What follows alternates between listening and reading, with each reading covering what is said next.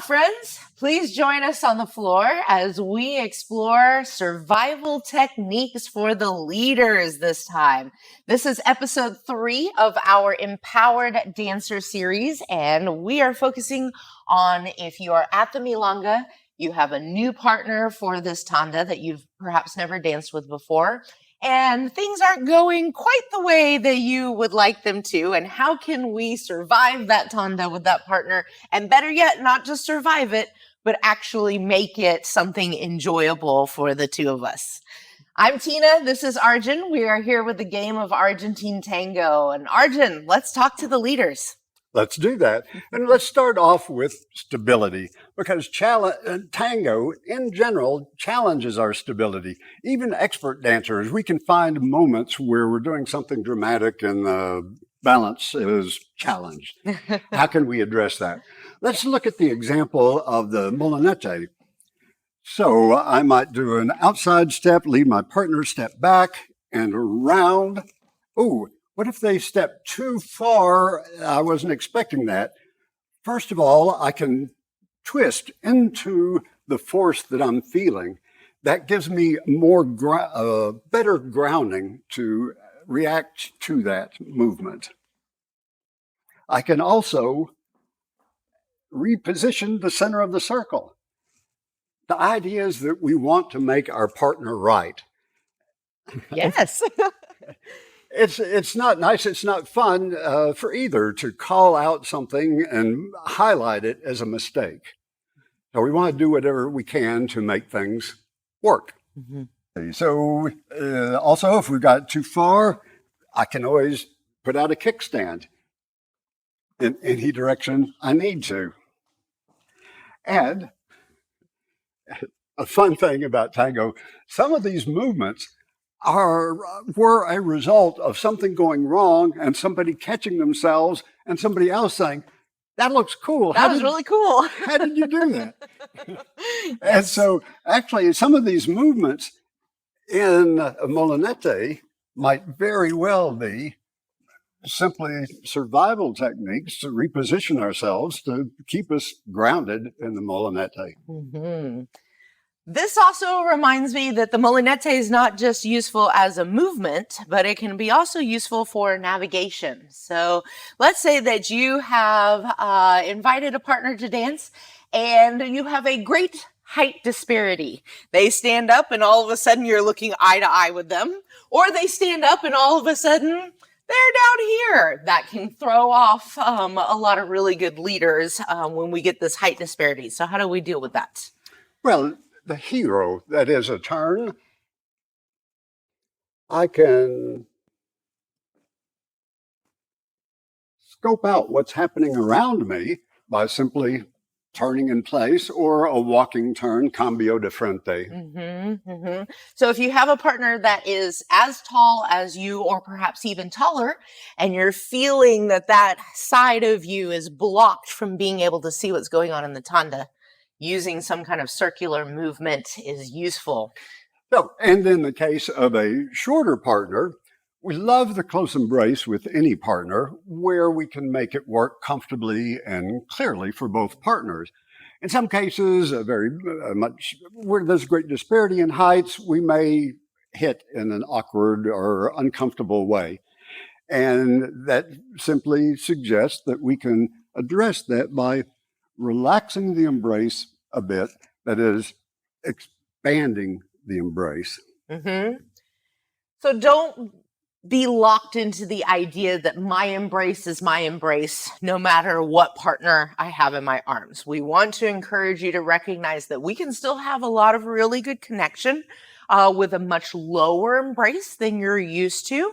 And also, we recommend that you engage the back lats and the shoulders when you lower down your frame. So that way it still is very much connected to what your body is doing and it doesn't get disconnected even though it's lower.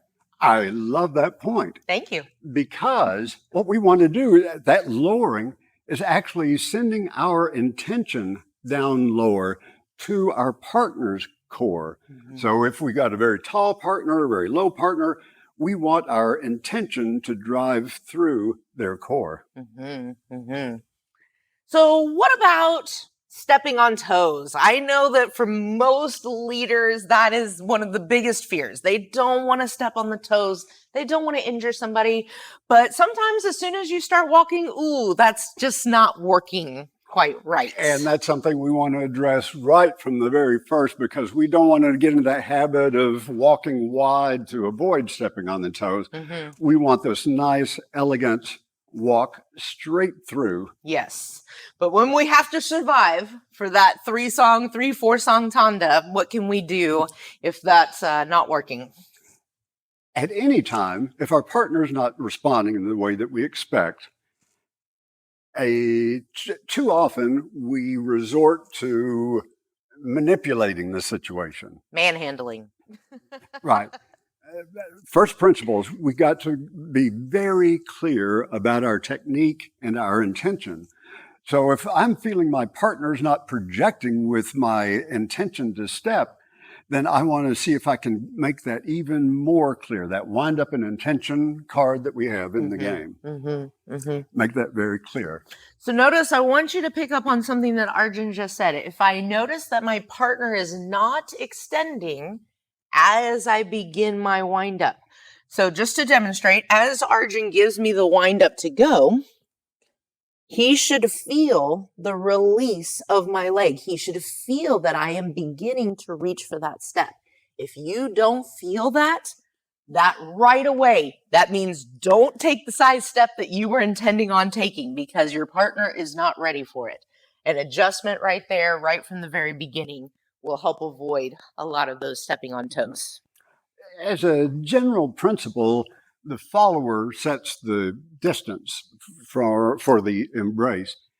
If, however, we're finding, because of height disparity or because our follower is not responding in the way that we expect and we don't want to step on them, it is far better for us to release that embrace or expand that embrace so that we have a little more room that we do have room to step in. There are other survival mechanisms. If I know I have a threat of stepping on my partner, if I step straight through, well, we can always use our outside position. And we can use circular movements that keep us from extending in our partner's path. There's one more technique that I kind of like. It's modeling the behavior that we would like to see. And that would be, so I will do a cambio de frente to reverse our direction. And then as I step backward, I will step with that extension and the energy that I would like to feel. Hopefully giving him a little hint. This is the way it could be done. Gently. Okay, so we've managed to avoid stepping on toes. Sometimes when we get a new partner, that partner tends to be in love with adornos. Have you ever had one of those partners that you do one movement and they are off to the races? They're either embellishing a lot or they're taking off into what they think the pattern is. What do we do with the hyperactive follower? Let's go back to first principles. I always want to take care of my partner. If I'm leading, I have the responsibility to set the general direction of things, to set the overall response to the music. So again, I'm not going to make my partner wrong by holding them in place or looking unhappy. Or bored. Right. The key thing is to determine when my partner is ready to move again. Let me show you one of the things that happens so often with a front pivot. Often the partner, I like that too, will do a boleo automatically, just as a favorite. So if we do that once more, and if I I wasn't expecting that boleo, and I was expecting to step right into a continuation of that front ocho, then my partner would be stumbling. It goes back to basic principles. I want to sense where my partner is at all times, which is the active leg, the heavy leg, and where is the axis, the balance. Are they ready to move? So you're going to just let it be until they do whatever it is they want to do. And then using your senses through the frame, through your connection, wait for them to be ready, then take off. We can pause if we feel we need to. We can add our little dormant to show that we're still active. Join in with the fun going on down there. In the follower survival tips, we talked about an uncomfortable embrace. It can be uncomfortable for a leader as well. What? I know there are different ways of thinking of it, how the two think about what's going on. Nevertheless, there are times when I've had either physically uncomfortable or spiritually uncomfortable. All right. Okay. How do we deal with an uncomfortable embrace? We have the same rights as the follower. Yes, you do. Exactly. So if I've got an uncomfortable, say someone is pressing down on the arm, I can squirm within the embrace to indicate that I'd like a little more room or a little less pressure. We can always pause and reset and see that we get what we want. Sometimes just a pause and a deliberate release of the embrace, then back to the embrace, can help reset those things and maybe give a little signal. This isn't quite working for me. Right. So another thing in the Milonga, as you are asking somebody to dance that you may never have danced with, is, again, maybe you are completely aware of their experience level. And perhaps you get onto the dance floor and you find that you are dancing with somebody very new to tango. Very new to tango. A lot of people are not really happy with dancing with beginners. They think, oh, well, I need to dance with the good dancers, or I want to dance with the people that are going to be at least as good as me, if not better. And they kind of brush Tonda off as just a waste of time. Oh, I'm just going to get through it, and so on and so forth. This is not a self-serving mentality to have by any means. It doesn't help expand the tango community to include newcomers. We are always wanting new people to join our community. And also, you're missing out on a really incredible opportunity to actually spend the next 3 songs having to focus on nothing other than your best technique.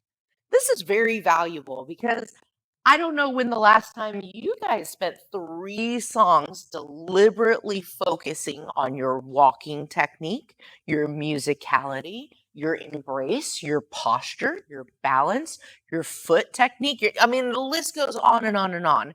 And there are so many different things that feed into being a quality dancer from top to bottom. A tanda with a brand new dancer is the perfect opportunity for you to practice all of those things that you know you want to improve on, but perhaps you haven't gotten a chance to put the work in to. So use those or see those opportunities as opportunities to actually make you a better dancer and get through that tanda with that beginner and still make it a pleasant experience for both of you. And that situation might be reversed.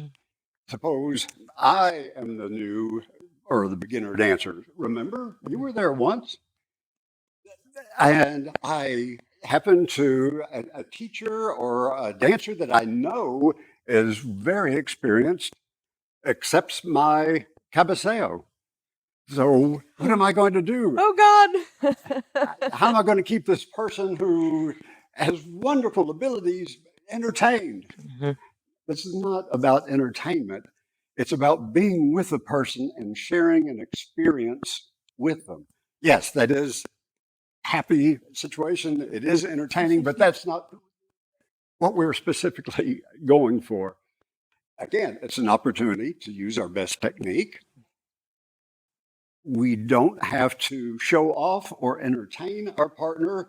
They will actually be more impressed and pleasantly surprised if we move with the music and move in a simple and clear fashion that is easy to follow. Mm-hmm. Quality over quantity. This experienced dancer is not going to be impressed with your latest fancy move if you cannot execute it well. So we would highly recommend that you focus on executing the things that you can do at a very high level, make them musical and make them connected, like Argen said, and that will be much more of an enjoyable experience for the both of you. Right, Tina. Well, thanks for participating with us, and we will see you at the next exploration where we give a little tip for pivots. Until then, Abrazos.